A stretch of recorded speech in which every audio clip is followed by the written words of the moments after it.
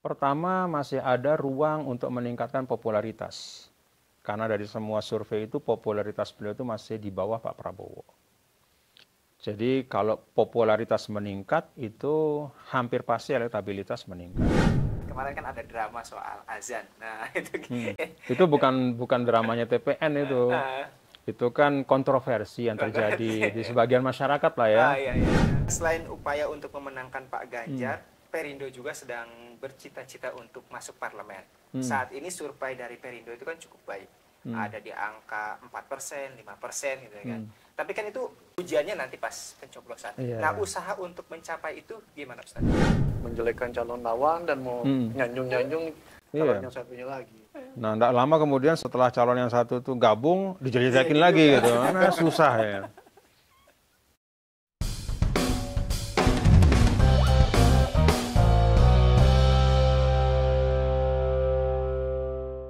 Halo sobat-sobat Rakyat Merdeka, kita berjumpa lagi di acara podcast Ngegas di Rakyat Merdeka bersama saya Ujang Sunda dan rekan saya.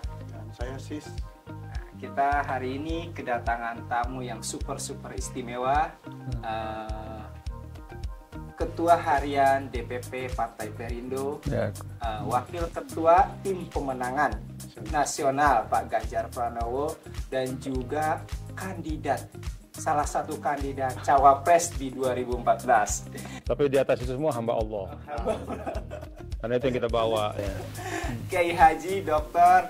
Ustadz Tuan Guru Bajang Jaidul Mazli. Assalamualaikum. Waalaikumsalam warahmatullahi wabarakatuh. Makasih banyak Kang Ujang Sunda ya. Betul. Sama Mas Sis, alhamdulillah. Kabarnya gimana, Ustadz?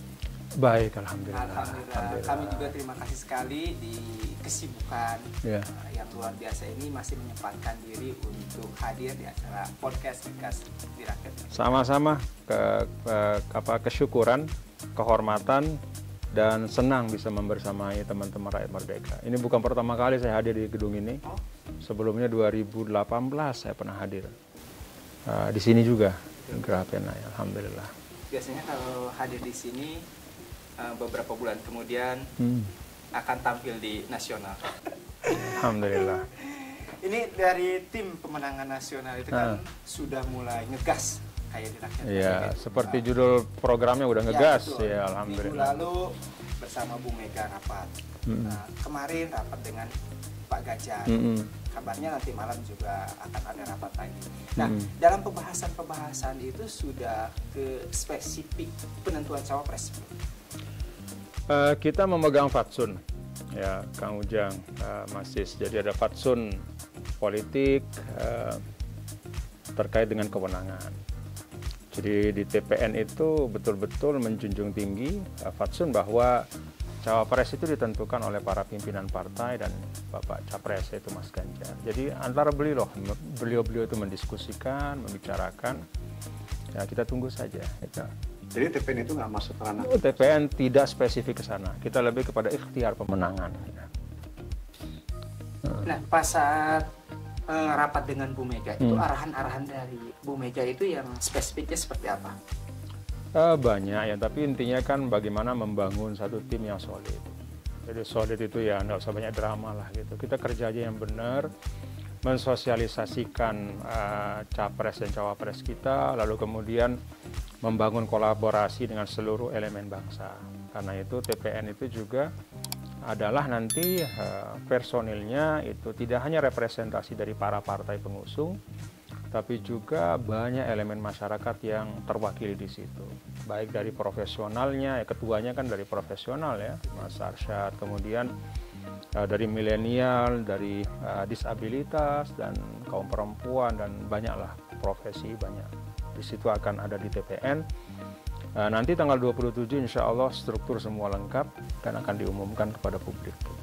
Strukturnya lengkap, tapi calonnya belum lengkap.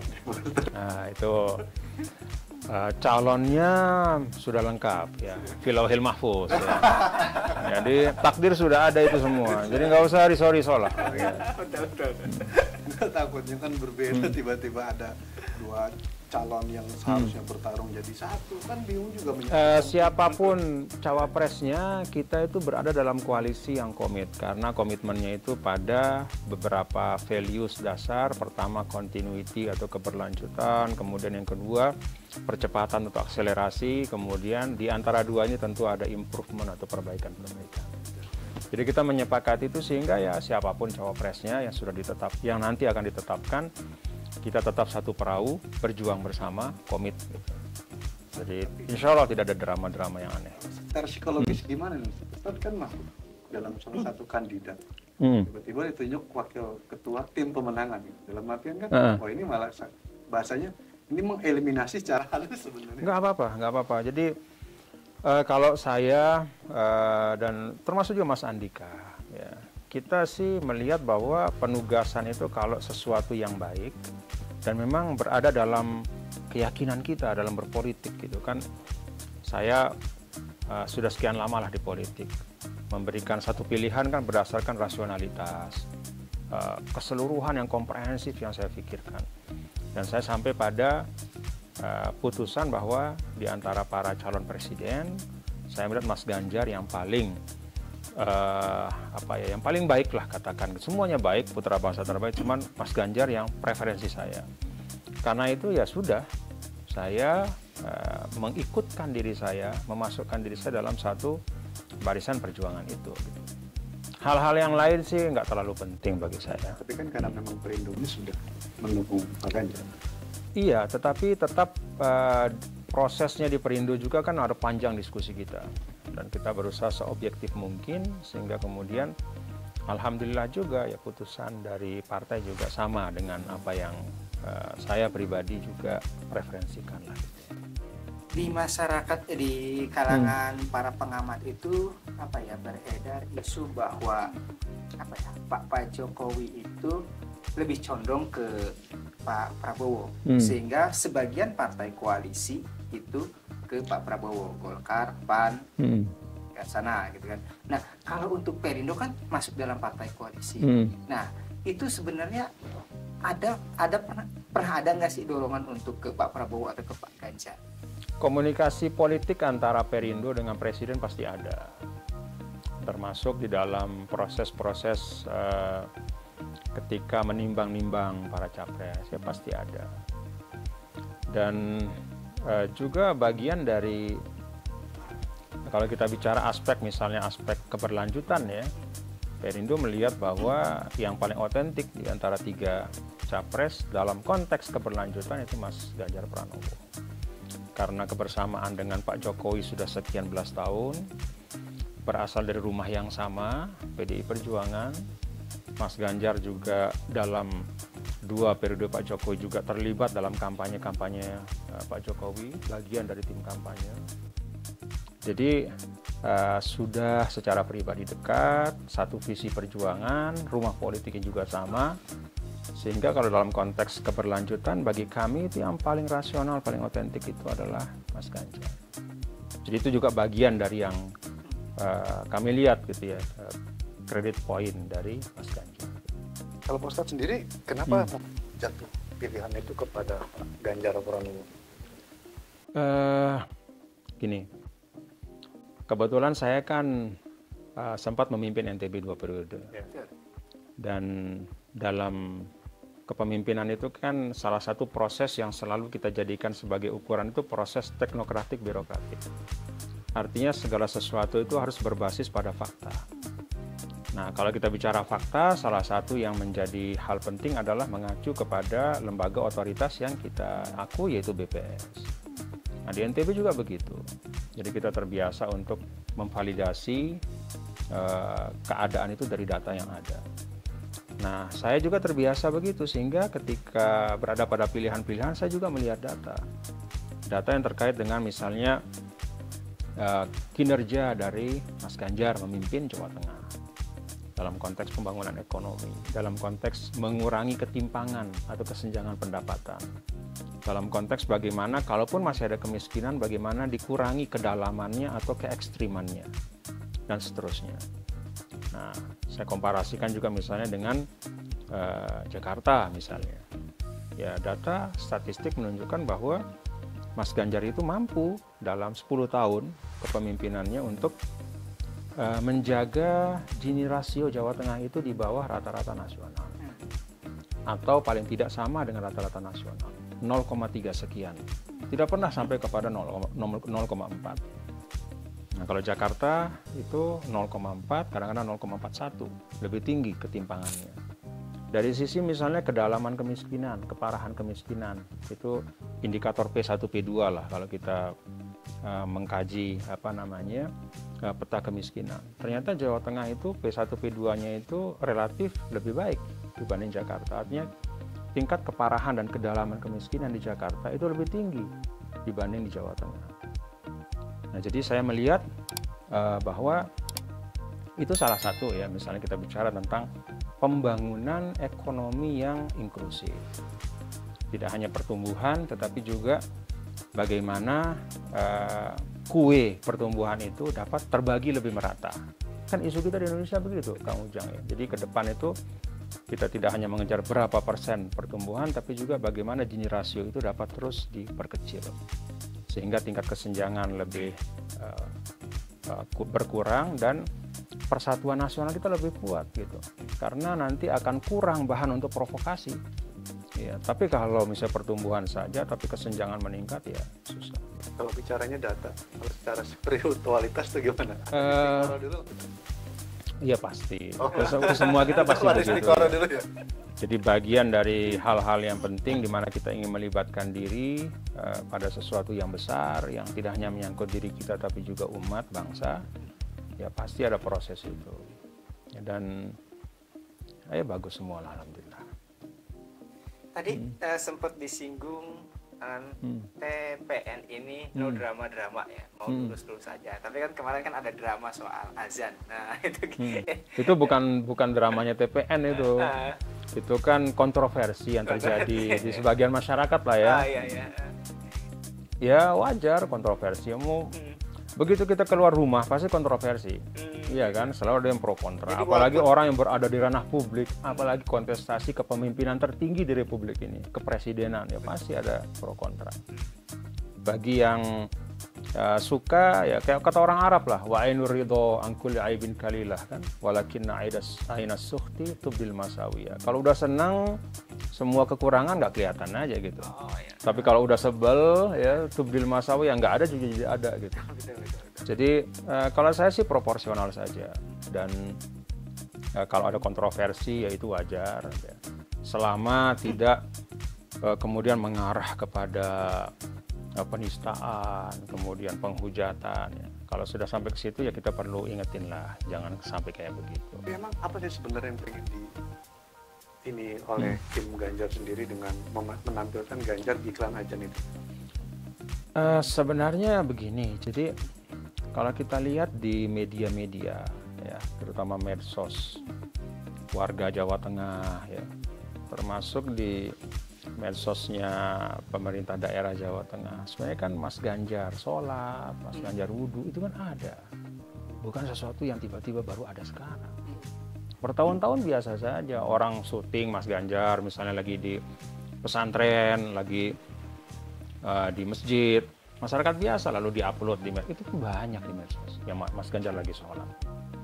Jadi sholat, wudhu, dan seluruh yang terkait dengan itu sebenarnya bagian dari keseharian beliau. Tidak ada yang istimewa sebenarnya gitu. Jadi itu bukan sesuatu yang dia melakukan itu karena kebutuhan kampanye, ya tidak. Kita lihat saja, kita cek gitu. Jadi nggak bid'ah. Dan bukan. Dan saya kan kenal beliau juga sudah agak lama lah. Ya. Beliau beberapa kali ke Lombok dulu, kita sepeda barengan, karena beliau goeser, saya juga goeser, Mbak Atikoh juga goeser. Ya pada waktu kita istirahat, waktu sholat ya kita sholat gitu, biasa saja lah. Jadi itu adalah menurut saya justru menampilkan keseharian dari seorang calon pemimpin gitu. Dan itu wajar saja, keseharian dalam konteks ya sebagai seorang muslim ya, atau hal-hal yang lain, sepanjang itu merupakan keseharian apa adanya, ya menurut saya sih nggak masalah. Itu kan juga suatu yang baik. Tidak ada juga ajakan Lalu setelah akhir azan, marilah pilih Ganjar, kan kagak ada. Biasa-biasa saja gitu. Betul. Itu bukan politik identitas kalau menurut saya. Untuk kedepannya, untuk mencegah, walaupun di TPN ini tidak berniat ada drama, tapi di luarnya drama. Nah, untuk mencegah drama itu terjadi, apa strategi dari TPN? Kita sebenarnya kan kalau drama itu tanpa settingan juga bisa terjadi. Namanya kontroversi kan. Jadi kontroversi sih pasti terjadi sampai 14 Februari nanti. Dan kita berharap ya setelah selesai 14 Februari sudah nggak ada kontroversi lah ya. Artinya kalau ada putusan KPU apa yang kita terima masing-masing, menang kalah apa ya kita bersaudara lah gitu. Tapi kontroversi pasti akan terjadi. Dan bahkan semakin dekat dengan masa kampanye pasti semakin banyak kontroversi kan. Masing-masing mencari kira-kira kelemahan dari kompetitor seperti apa. Jadi menurut kami biasa saja. Tetapi kalau bicara tentang TPN, memang TPN itu ingin lebih banyak kita mengelaborasi gagasan-gagasan Mas Ganjar untuk kita sosialisasikan ke masyarakat. Karena itu yang paling penting. Dan juga menyampaikan tentang rekam jejak beliau ketika memimpin di Jawa Tengah. Itu juga sangat banyak. Jadi termasuk juga dari aspek misalnya ketertiban sosial. Jawa Tengah kan kita tahu daerah yang sangat dinamis ya, dan sentrum dari perpolitikan nasional ya. Ketika beliau memimpin 10 tahun kan relatif Jawa Tengah itu sangat stabil. Itu menurut saya juga suatu kredit poin lah untuk beliau mampu memimpin daerah sebesar itu dengan karakteristik ekonomi yang sangat beragam, demografi yang sangat besar, salah satu provinsi terpadat terbanyak penduduknya di Indonesia, dan dengan kompleksitas masalah yang sangat tinggi, mulai dari desa yang paling desa sampai kota yang sangat maju. Dan berhasil lah, sukses. Ustaz, kalau bicaranya Pak Ganjar ini sebagai the next Jokowi yang hampir sama dengan Pak Jokowi, maka di Pilpres juga pola pertarungannya, serangan yang akan dihadapi oleh Pak Ganjar juga relatif sama ya. Misalkan terkait masalah agama tadi, masalah dianggap Pak Ganjar, Pak Jokowi dulu kan dianggap tidak berpihak kepada kaum Muslim, ini Pak Ganjar seperti itu juga. Oke, pasti kan sudah diantisipasi. Kalau Pak sendiri gimana? Mungkin bisa terjadi ya Mas Sis ya, walaupun Mas Ganjar ini kan kalau kita bicara keluarga, istri beliau kan keturunan kiai, jadi relatif dekat lah dengan kultur pondok pesantren, sehingga mungkin serangannya tidak sefrontal kepada Pak Jokowi dulu begitu. Tapi bagi kami sih sebenarnya ya kalau ada suatu tudingan ya kita respon secara proporsional saja lah. Kalau kami itu ingin sebenarnya lebih diarahkan kepada rekam jejak yang konkret dari masing-masing calon, lalu gagasannya ke depan gitu. Kan Indonesia menghadapi dua negara adik kuasa yang berebut pengaruh, dan kemudian kita menghadapi juga dalam tanda kutip ancaman middle trap income ya, di mana bisa lepas dari itu menjadi negara maju. Hal-hal seperti itu menurut saya penting. Lalu kemudian juga soliditas internal kita. Pemimpin harus menjadi solidarity maker juga di dalam. Dia harus mampu membangun solidaritas internal karena itu sangat penting bagi persatuan Indonesia ke depan. Jadi kita ingin arahkan ke sana lah, Kang Ujang. Kalau yang kayak gitu tuh ribut-ribut tuh ya kita proporsional saja lah, kita respon. Saat ini elektabilitas Mas Ganjar itu beberapa survei leading, tapi ada juga survei yang menempatkan di urutan 2 di bawah Pak Prabowo. Nah, ini strategi yang akan digunakan oleh TPN ini untuk agar Pak Ganjar itu tetap leading, dan kalau bisa mungkin keinginan Bu Mega itu kan 1 putaran. Itu seperti apa?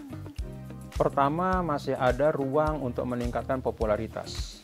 Karena dari semua survei itu popularitas beliau itu masih di bawah Pak Prabowo. Jadi kalau popularitas meningkat itu hampir pasti elektabilitas meningkat. Jadi pada saat Pak Prabowo popularitasnya itu sudah di puncak ya, per hari ini, karena beliau sudah sering ikut kontestasi kan. Nah kemudian dari popularitas yang sudah mentok itu keluarlah elektabilitas sekian persen, yang mana itu berhimpitan dengan Mas Ganjar.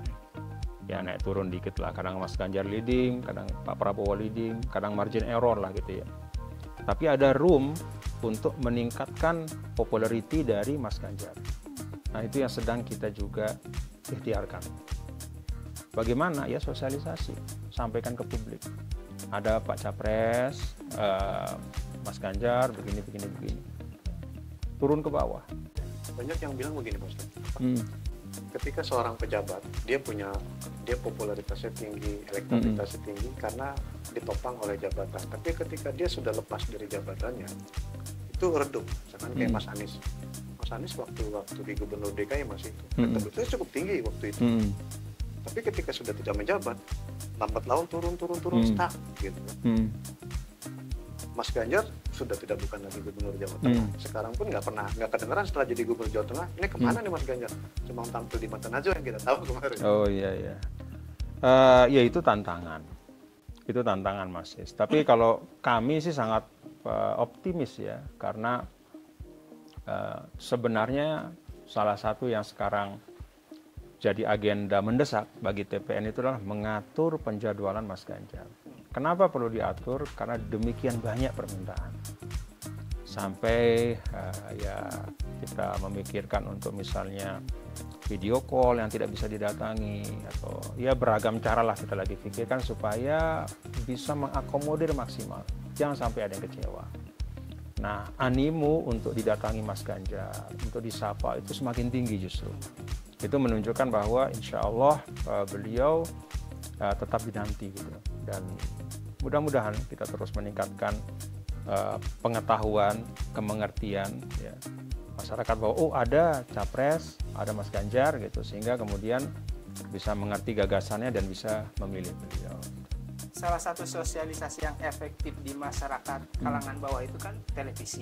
Nah kemarin kan juga tayangan azan itu kan masif di bawah juga.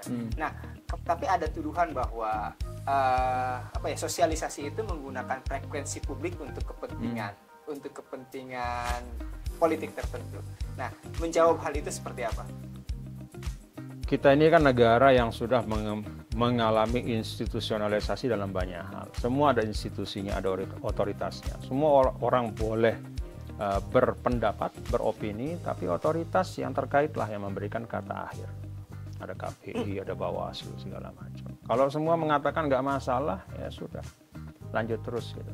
Kalau kita nunggu semua setuju, semua rasa nggak jalan-jalan lah gitu. Tapi kalau kita meyakini oh ini tidak melanggar apapun, baik dan wajar, bismillah. Gas terus.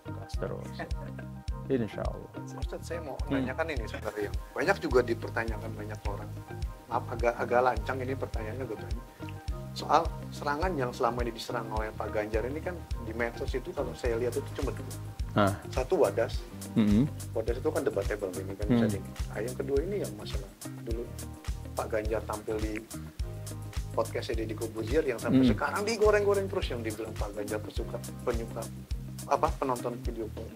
Ini kalau Pak ini gimana nih sebagai ini dari kalangan agama ini? Ya kalau saya sih begini, kan al-kamalu lillahi wahda, kesempurnaan hanya milik Allah. Jadi kita ini mencari pemimpin, bukan mencari orang yang sempurna dari segala sisi. Ya. Dan memang ya kalau kita sih, saya sebagai seorang muslim misalnya meyakini betul bahwa kesempurnaan, kemaksuman kan hanya milik para rasul dan nabi. Nah kalau manusia selalu bergerak ada rentang-rentang kehilafan, kekeliruan. Tapi bagi pejabat publik sih dalam pandangan saya ya, yang paling krusial ketika kita menilainya adalah sejauh mana kontribusinya ketika hadir di ruang publik dalam konteks kemaslahatan atau kemudaratan. Jadi di situ batu ujinya gitu. Bagi seorang yang berada di ranah publik. Jadi ketika dia berada di ruang publik, kita cek dia bisa mengeluarkan kebijakan yang baik nggak sih? Apakah kemudian masyarakatnya bisa mendapat kemaslahatan dari kepemimpinannya? Menurut saya sih itu jauh lebih penting ya daripada istilahnya memperpanjang, memperbesar, menggoreng-goreng satu hal yang sifatnya apa ya? Ini kan podcast ya, dengan semangat yang katakan ada santai, ada rileks, lalu kemudian dijadikan sebagai bahan utama untuk membangun kampanye yang negatif. Menurut saya nggak fair lah. Kalau terkait dengan Wadas, ya menurut saya ya dilihat saja gitu. Apa-apa upaya yang dilakukan oleh Mas Ganjar ketika masalah itu mencuat, ikhtiarnya untuk kemudian mencari solusi yang terbaik. Menurut saya kan semua, kita ini makhluk historis semua, nggak ada makhluk, tidak ada makhluk mitos kan. Semua bisa dilihat, bisa dicek, bisa dinilai rekam jejaknya dalam ruang publik. Gitu loh Mas Sis. Di pemilu ini selain berusaha untuk memenangkan nanti kalau Ganjar, lari ke sana nanti semua lari ke kekeliruan kan nggak baik juga. Semua ini yang digoreng-goreng mulu dengan lawan-lawan politik itu. Kami di medsos setiap hari nggak pernah berubah itu. Lama-lama kan padam apinya nanti. Nih Ustaz, selain upaya untuk memenangkan Pak Ganjar, Perindo juga sedang bercita-cita untuk masuk parlemen. Saat ini survei dari Perindo itu kan cukup baik. Ada di angka 4%, 5% gitu kan. Tapi kan itu ya ujiannya nanti pas pencoblosan. Nah, usaha untuk mencapai itu gimana Ustaz? Turun ke bawah. Dan alhamdulillah kan sekarang proses pencalekan sudah hampir selesai. Sehingga caleg DPR RI yang 580 plus lebih dari 20.000 caleg kita seluruh Indonesia di semua tingkatan DPD provinsi, kabupaten, kota, itu kita harapkan turun semua untuk mensosialisasikan visi partai, program partai. Jadi kemarin itu kan murni suara partai ya, berdasarkan dari persepsi publik, mungkin karena 2019 sebelumnya. Lalu juga ada beberapa bahan-bahan tayangan serangan udara lah istilahnya, kampanye udara ya. Lalu kita dapat 4% sampai 5%. Nah kita harapkan dengan turunnya 20 ribuan caleg, lalu struktur dengan program yang semakin intensif, mudah-mudahan lebih dari itu. Kami optimis insya Allah. Masih jarang nih dari Perindo caleg itu saya lihat beliaunya jualan Pak Ganjar nih. Masih jarang. Sebenarnya ditahan, ya? masih kurang keliling. Ya, kalau kan Indonesia bukan hanya Jakarta, apalagi Kebayoran Lama. Ya. Sebenarnya kalau saya sering keliling ke Jawa Tengah, ke Jawa Barat, di NTB juga, di Sulawesi, Kalimantan, sudah cukup banyak kok. Baliho, calon presiden Perindo, Ganjar Pranowo. Jadi kita sampaikan calon presiden dari Perindo Ganjar Pranowo. Ya masalah penempatan itu kan tergantung situasi yang ada juga, tapi sudah cukup masif alhamdulillah. Pak Jokowi 2014 di NTB itu pemilih pertama itu suaranya cuma sekitar nggak sampai 30%. Oh ya nggak sampai 28%. Di 2019 ketika waktu itu Pak Ustadz belum bergabung dengan Pak Jokowi. Ketika 2019 ketika sudah bergabung dengan Pak Jokowi, walaupun tidak menang di NTB, tapi ada kenaikan yang cukup signifikan, hampir di angka 40-an%. Gitu. Maksudnya ada kenaikan hampir 50%. Untuk Mas Ganjar sendiri, jaminannya sendiri dari Pak Ustadz di NTB gimana? Tidak ada yang bisa dijamin di dunia ini, semua ikhtiar saja. Tapi kita akan berikhtiar dengan sekemampuan kita, menyampaikan apa adanya tentang Mas Ganjar sebagai calon presiden. Tidak ada juga kita mau pakai instrumen-instrumen yang aneh-aneh gitu ya. Seperti misalnya ada yang ribut-ribut katanya salah satu capres misalnya disebut Imam Mahdi apa segala macam itu kan oleh sebagian. Lah itu nggak usah kayak begitulah ya, kita biasa-biasa saja. Ini putra-putra bangsa terbaik dengan kelebihan dan kekurangannya, mereka ada di pentas sekarang, silakan dipilih gitu. Dengan tetap menjaga semangat persaudaraan. Tidak perlu terlalu banyak menggunakan term teologis, karena term teologis itu sering sekali menimbulkan friksi, bahkan segregasi dengan masyarakat seperti 2019. Kata munafik, kafir, itu kan banyak sekali. Padahal itu term teologi kan. Ya, keimanan, kekufuran, kemunafikan itu kan teologis. Begitu itu disematkan kepada orang yang berbeda pilihan politik, itu rusak semua. Jadi menurut saya sih kita harus proporsional. kalau kita mau fungsikan agama dalam politik kita, maka caranya adalah dengan menggali nilai-nilai terbaik dari agama, sehingga politik kita itu lebih sehat. Misalnya, apa sih gagasan atau ide politik Islam misalnya? Yaitu adalah values, al-mabadi. Ya. Apa itu? Keadilan, kesetaraan, kemudian kesejahteraan, kemaslahatan, penghormatan kepada orang yang berbeda, at-ta'addudiyah. Itu kan ide-ide politik Islam kayak begitu. Nah, kalau itu dimasukkan, itu bagus. Ya, tapi kalau kemudian term teologis yang dimasukkan dan digunakan untuk menjudge orang yang berbeda politik, kalau nggak pilih ini berarti diragukan keislamannya. Ini adalah representasi Islam. Yang memilih ini adalah kafir. Ya, jadi itu bahaya. Itulah yang merupakan yang disebut dengan politisasi agama. Jadi tasyisuddin kalau dalam istilah bahasa Arab, dan itu salah satu perilaku yang paling tercela. Karena itu ya kita harus jauhi. Enak, tapi kemarin sempat ramai soal bilang milih ini bid'ah nih, gitu. Muncul lagi nih kayak gini-gini. Saya nggak ngikutin itu. Itu statement siapa tuh? Menteri Agama. Oh, saya nggak ngikutin. Ternyata ketika klarifikasi bukan pasangan Amin yang maju, Amin anak buahnya di Kemenaker. Oh, iya. Karena bukan calon ya. Bukan. Padahal waktu itu udah deklarasi si Amin. Jadi Iya. untuk tadi yang dikatakan oleh Pak Ustadz, mengkafirkan, memunafikan, memang saat ini di masyarakat sudah agak berkurang, tetapi itu masih ada, Ustadz. Nah, cara untuk mengeliminir, untuk meminimalkan hal itu sepertinya agak sulit untuk melakukan. Nah, yang dilakukan oleh TPN sendiri bagaimana? Kita mencoba untuk terus mengarus utamakan hal-hal yang rasional dan objektif, yaitu tentang rekam jejak, lalu kemudian visi misi dan rencana ke depan. Itu yang menurut kami paling rasional dan objektif.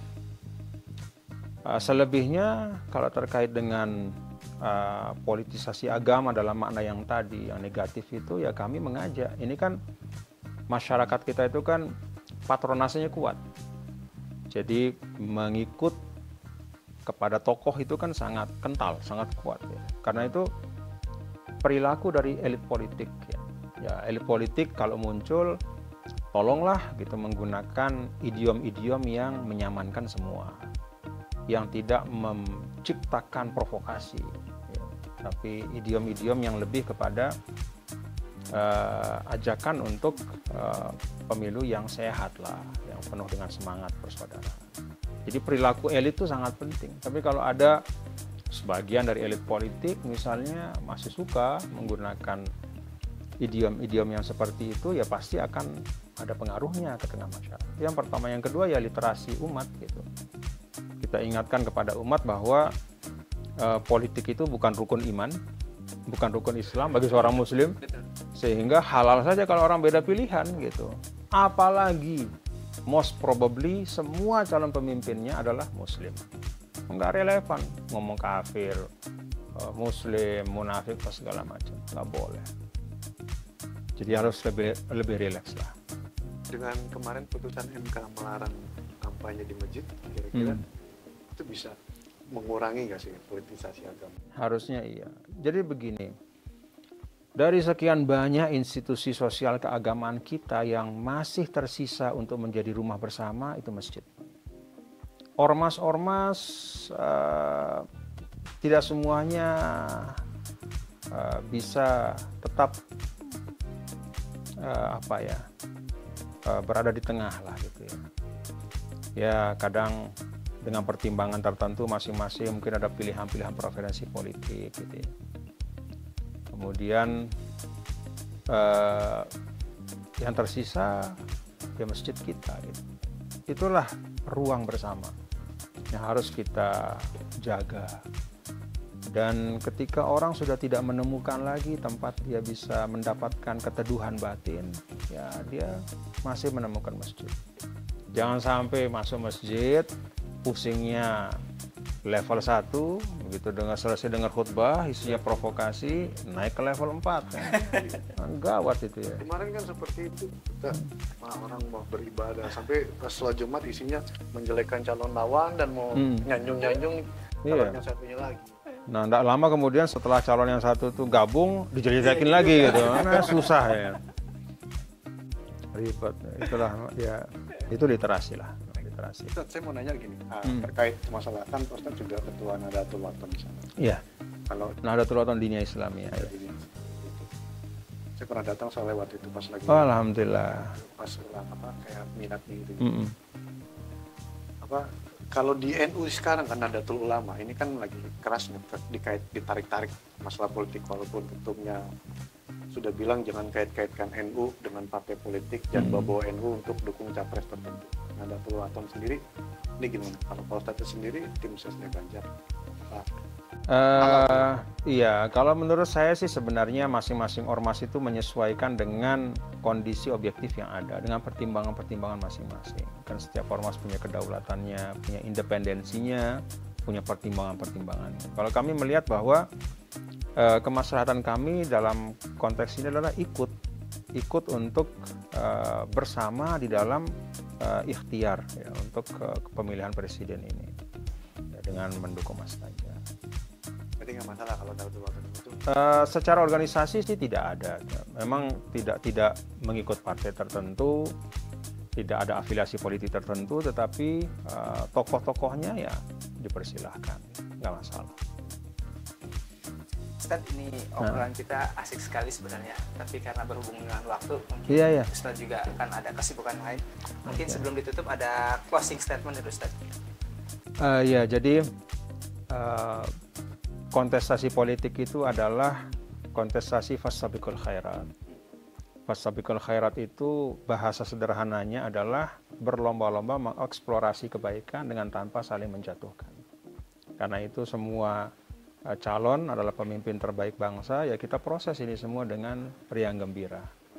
Dan pada akhirnya mudah-mudahan pemimpin yang terpilih nanti membawa kebaikan untuk kita semua. Terima kasih, Negas. Terima kasih, Ustaz. Sama-sama. Sahabat-sahabat Rakyat Merdeka, itulah obrolan kami dengan Wakil Ketua Tim Pemenangan Nasional Ganjar Pranowo, Tuan Guru Bajang Jahidul Majdi. Demikian obrolan kami sore kali ini. Sampai jumpa di episode berikutnya. Salam. Assalamualaikum warahmatullahi wabarakatuh.